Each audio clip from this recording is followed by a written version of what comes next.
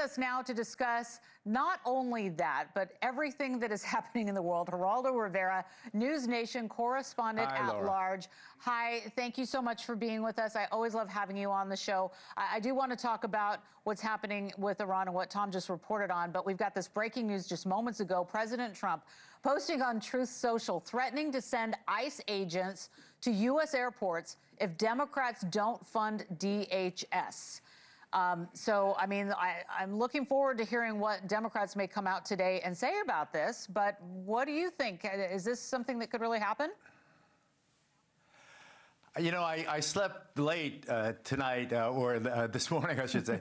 I slept late and missed the president making this draconian threat, which seems to me bogus and insulting in many ways. To send ICE agents, that's just what ICE needs right now, more conflict with the American public after what happened in Minneapolis, right, where ICE was basically run out of town and where it cost Kristi Noem her job, you know, the DHS secretary, and Bovino, her chief enforcer, his job. It just seems to me to be absolutely gratuitous and unnecessary. If the issue is really the SAVE Act, then it's about voter ID. I am for photo ID for voters. And this is the way it should happen. It should be free of charge, offered by the federal government, and every federal office in the land should help facilitate it. People can come, get their picture taken on visit 1, and on visit 2, pick up their photo ID, which they can use to vote. Make it simple. So why are you putting transsexual stuff in the Voter Act? Why are you putting boys playing in girls' sports in the Save Voter Act? It's not a Save Voter, to make, secure the voting system. It's a grab bag of a wish list, a little from here, a little from there. It's not a SAVE Act. It's a right-wing kind of wish list, and it's very insulting. And to watch John Thune, an elegant man, who does an excellent job, justifying it or brushing it off as if it was in the ordinary course of business, I find highly insulting. It's not a SAVE Act. It's a SAVE Act, plus it's a Transsexual Act, plus it's a Boys and Girls Sports Act. Why can't we focus and be practical and work together to get a result? What's the result? The result is we want only citizens voting in federal elections. First of all, that is already against the law for non-citizens to vote in a federal election. Right. But okay, let's say we want everyone to have the same ID. Then everyone, there's 330 million of us.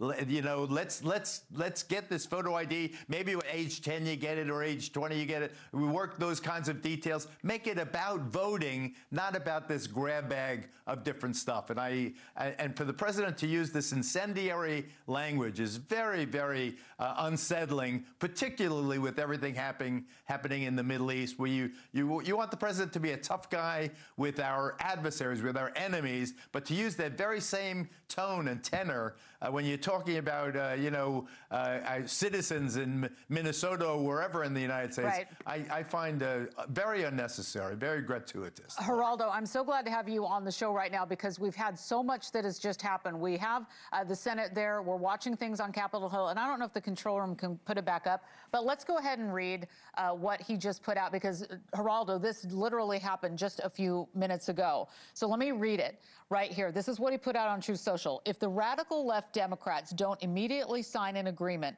to let our country, in particular, our airports, be free and safe again, I will move our brilliant and patriotic ICE agents to the airports, where they will do security like no one has ever seen before, including the immediate arrest of all illegal immigrants who have come into our country, with a heavy emphasis on those from Somalia who have destroyed, with the approval of a corrupt governor, attorney general, and Congresswoman Ilhan Omar, the once great state of Minnesota. I look forward to seeing ICE in action at our airports. Make America great again.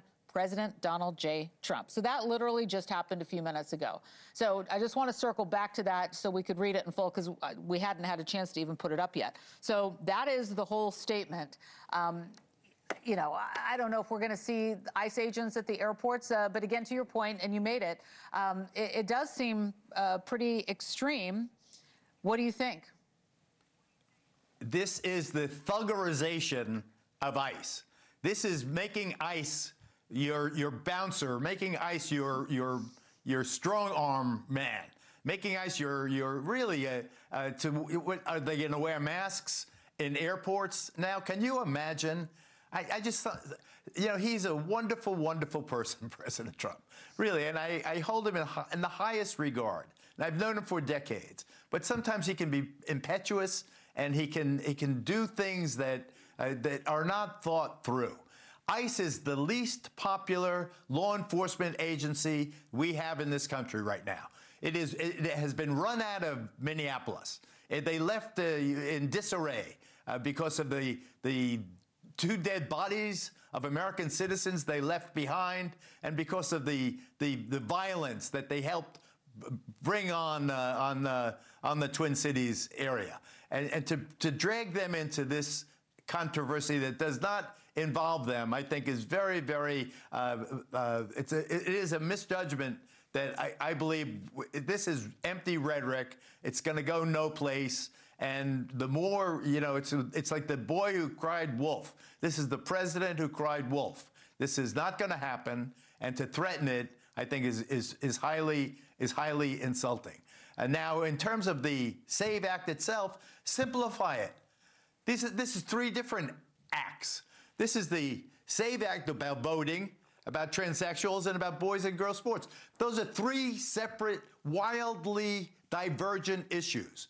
Bring them up separately, and I fault the Republicans in the Senate for bundling them in this way, making it impossible for the Democrats to support. And that's how we see it happen. And you're right. I mean, maybe there's a way to just like carve it out one by one.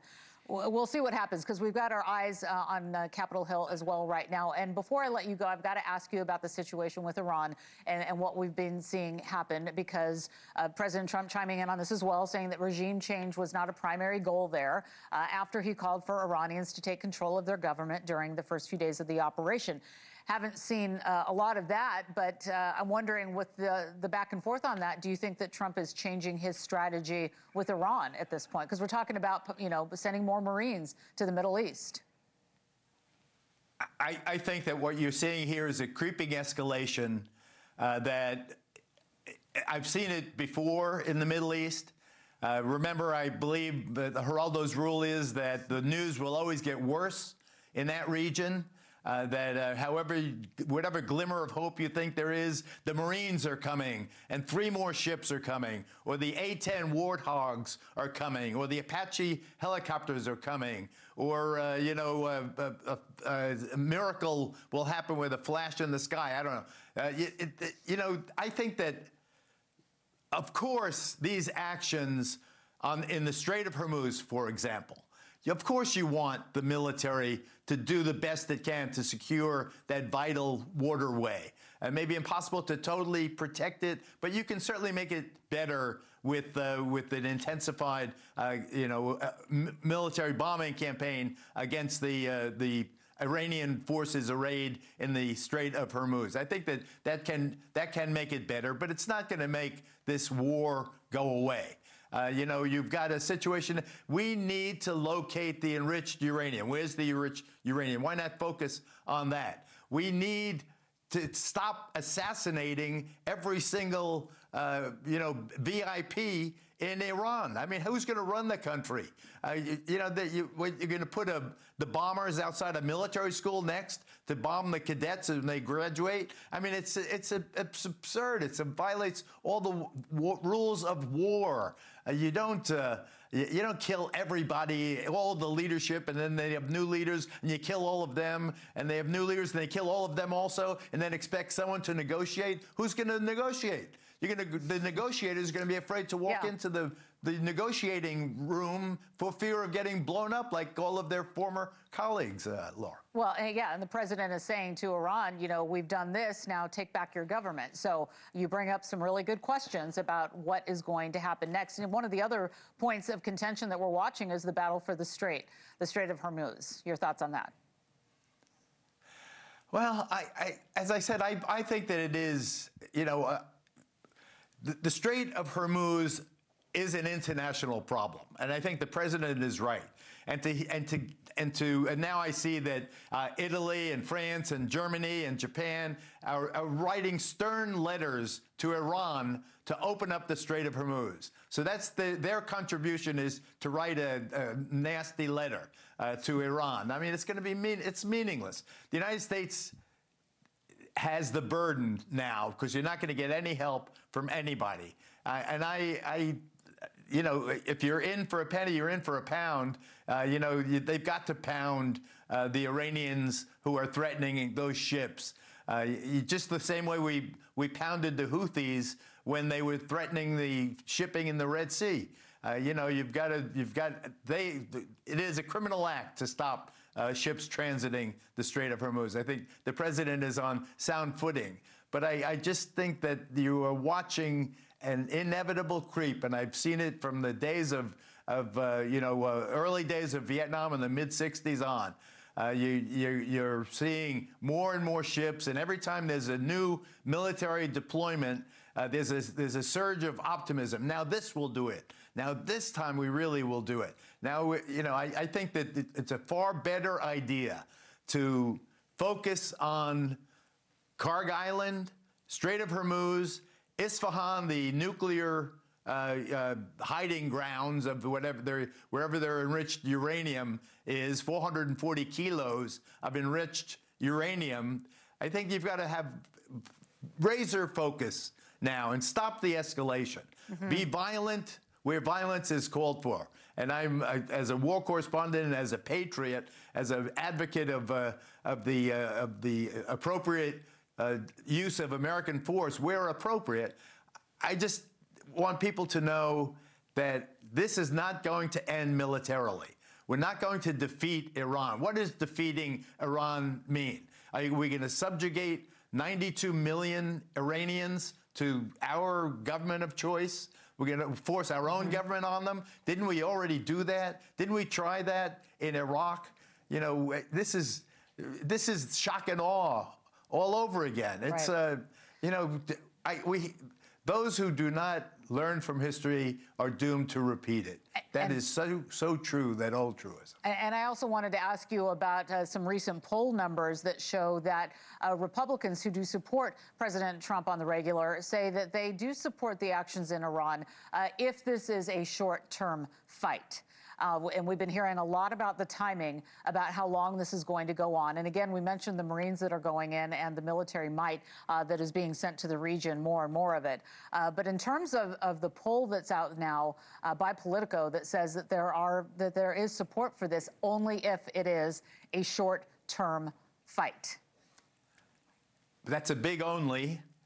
And I absolutely am deeply impressed. I saw Harry Enton at CNN had a 100% approval of President Trump among MAGA voters. 100%. I've never seen a 100% you know, approval rating for the president. So clearly, in his base, he is still the rock star that we all know and love. I think the poll to look for is all Americans. 70%. That's good. 70% is good. Right. Now get out when you can. Now let's get this thing settled now, before this drags on, before this becomes a never-ending conflict, draining. You know, the stock market is already down almost 9%. I heard your reporter indicating earlier. Yes. Since its high in February. So we're almost at a correction phase now. A lot of 401ks are at stake. A lot of elderly Americans are counting on that to retire. I think that if this thing continues and this escalation is the antithesis of this thing being contained. This escalation, the force, one more battalion will do it. One more weapon system will do it. Now we got them on the run. We're almost there. We're about to solve the problems. Right. I think that what we need now is measured, bipartisan support. You need people to walk in step with each other. I think it can be done. I think that he can take that newfound popularity, or that 100% MAGA and the 70% all voters, and move jointly to try and solve some of these problems, like getting TSA funded. There are some things that are so important. To get TSA funded, that doesn't mean you bring ICE agents in to menace people at the airport with their masks. I think masks have to be outlawed. Absolutely. You need to get this place here. You get judicial warrants. This is my minimums. You need a warrant if you're going to search people's houses. You need a ban on those masks and body cameras for the TSA. For the ICE agents. For ICE in the field. Right. And I think let's work together. Well, listen, if you can, on this Saturday morning. If you can imagine ICE agents showing up at airports, at our nation's airports, as the president is now putting out on Truth Social as some kind of measure to force this shutdown to conclude, and you're thinking about how many people, we've been showing these lines. Talk about having a large group of people to go through and check their IDs. There you have it. They're standing there waiting to get on their flights. It would create a bit of chaos. We'll have to see how serious the president is about that as we move through these many developing big stories. Geraldo Rivera, I want to thank you very much for jumping on the air with us. We always appreciate you, our correspondent at large. My pleasure. Geraldo, thank you so much. Thank you for watching. Subscribe below and download our NewsNation app right now on your phone, and you will get fact-based, unbiased news for all Americans.